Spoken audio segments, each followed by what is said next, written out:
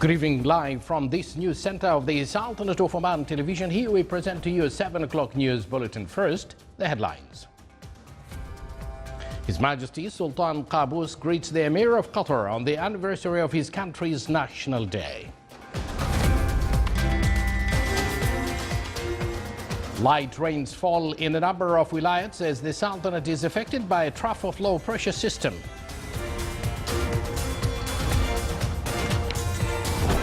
And protests continue in response to U.S. President's announcements to recognize Jerusalem as the capital of the State of Israel.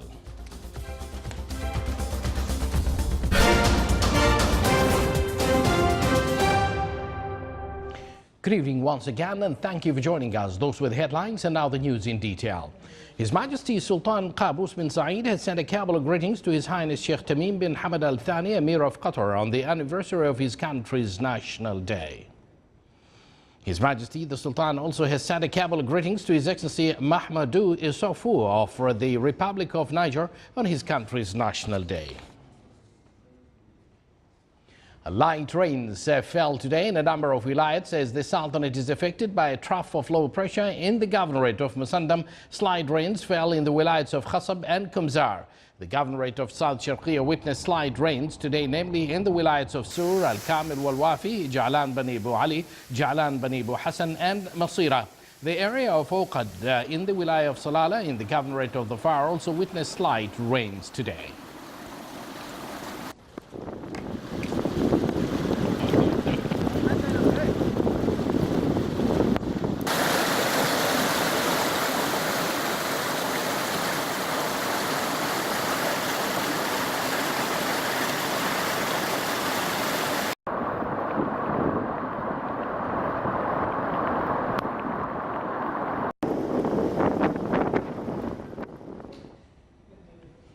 The Kingdom of Bahrain celebrates its 46th National Day amid modern renaissance that has achieved the aspirations of Bahraini citizens of development and modernization. This has been realized under the leadership of His Majesty King Hamad bin Isa Al Khalifa of Bahrain. The 46th National Day came as Bahrain is moving forward to continue the development of citizens as being a national priority through pioneering development plans. The Kingdom also had enhanced the basic infrastructure of investments and providing skilled and trained national manpower. With studied strategies and plans, Bahrain put promising objectives for future through Bahrain Development Vision 2030, which started by transforming the country as a financial hub for economic activities. As a Gulf state, Bahrain is seeking to enhance its ties with other Gulf Cooperation Council countries through supporting joint projects in all levels. Within this context, the Sultanate and Bahrain is linked with strong ties, which was translated in political, economic and cultural cooperation between the two countries.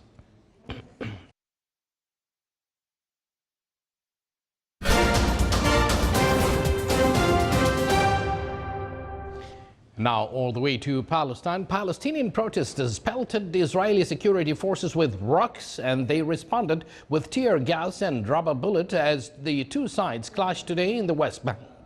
The clashes in the village of Anata broke out after the funeral of a protester killed by Israeli fire the previous day. Protest in response to U.S. President Donald Trump's announcements to recognize Jerusalem as the capital of the State of Israel have yet to relent across various Arab and Muslim countries in the region.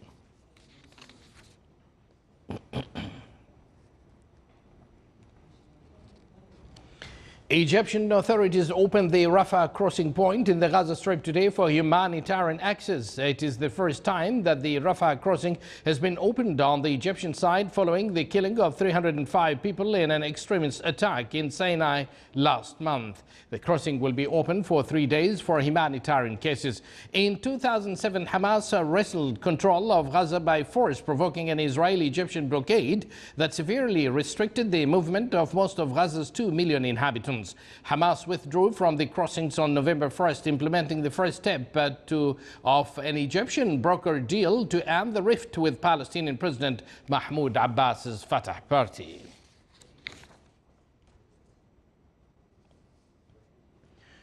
A strong earthquake shook Indonesia's densely populated Java island last night, killing 2 people and severely damaging a hospital and dozens of homes near the epicenter. The magnitude 6.5 quake struck at 11:47 p.m. local time and was felt across the island, including about 200 kilometers away in the capital Jakarta, where office towers and apartment buildings swayed. Powerful tremors lasted as much as 30 seconds in places. Several other hospitals were also damaged by the shaking and patients were evacuated. Indonesia sits on the Pacific Ring of Fire and has frequent earthquakes and volcanic eruptions. The National Disaster Mitigation Agency said at least 100 houses were damaged across West Java and Central Java provinces. China and Great Britain today concluded their meeting on the financial and economic ties at a joint press conference after the 9th China-UK Economic and Financial Dialogue. Chinese Vice Premier Ma Kai said the two sides will push forward the implementation of the nuclear power plant project, as well as step up cooperation on clean energy and high-speed rail.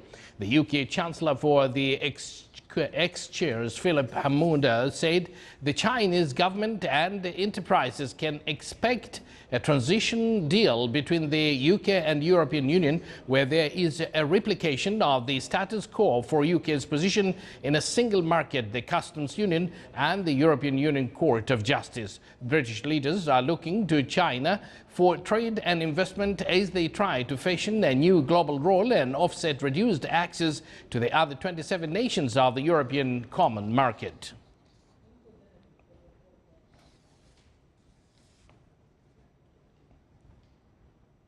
Tens of thousands of Romanians joined European royals today to pay their respect to late King Michael as a state funeral got underway. Michael, who ruled Romania twice before being forced to abdicate by the communists in 1947, died at age 96 in Switzerland this month. Britain's Prince Charles, Sweden's King Carl XVI Gustav and Queen Sylvia, and Spain's former King Juan Carlos and Queen Sofia were among those at the pre-funeral services at the Royal Palace, where Michael's body had been laying in the state for the past 2 days. Among non-European royals attending the funeral was Princess Muna Al Hussein, mother of King Abdullah II of Jordan. His body will be taken by royal train to the central Romanian city of Curtie de Argeș, where he will be buried next to his wife Anne de Bourbon-Parme, who died last year.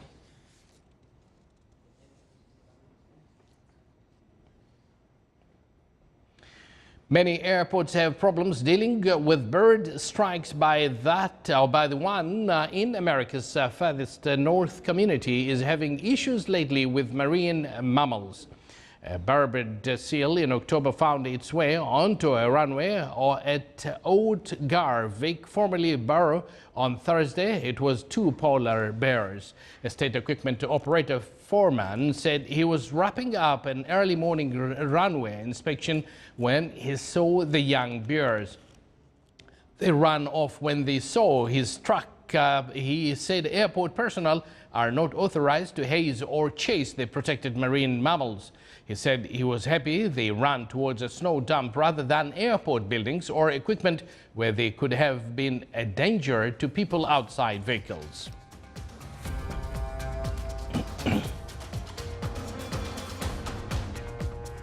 You're watching the Sultanate of Oman television, and still to come in our news bulletin. A traditional horse festival was held in the Wilaya of Buhla.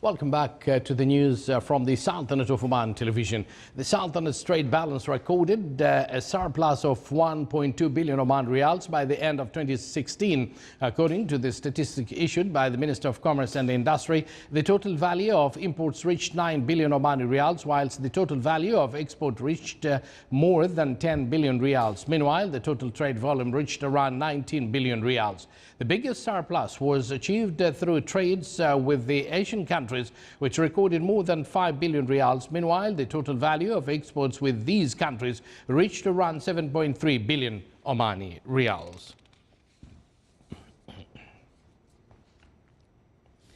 The total value of bank deposit of the Sultanate commercial banks increased by 3.23% by the end of December this year. The Central Bank of Oman CBO stated that the total value of these deposits represented in terms deposit, which reached more than 3 billion Omani Riyals, saving deposits which reached 4.5 billion Omani Riyals, and demand deposits which reached around 4 billion Omani Riyals. The CBO stated that the total value of deposit represented in 11.5 billion in the Omani Riyals, whilst around 1 billion in the foreign currencies.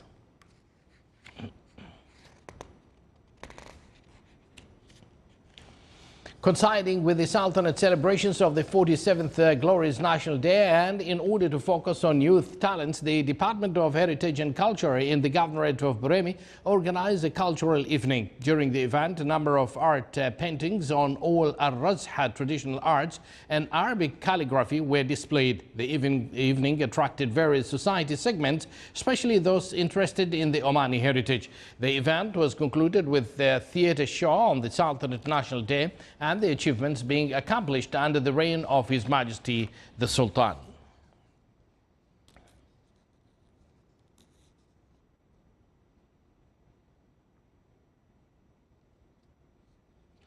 Dar Al-Ata Association organized a walkathon in cooperation with Shangri-La Resort in the Governorate of Muscat.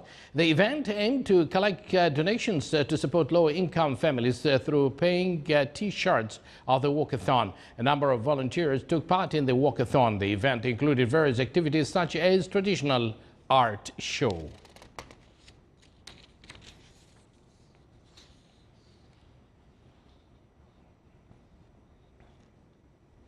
In celebration of the 47th Glorious National Day, a traditional horse festival was held in the Wilayah of Buhla.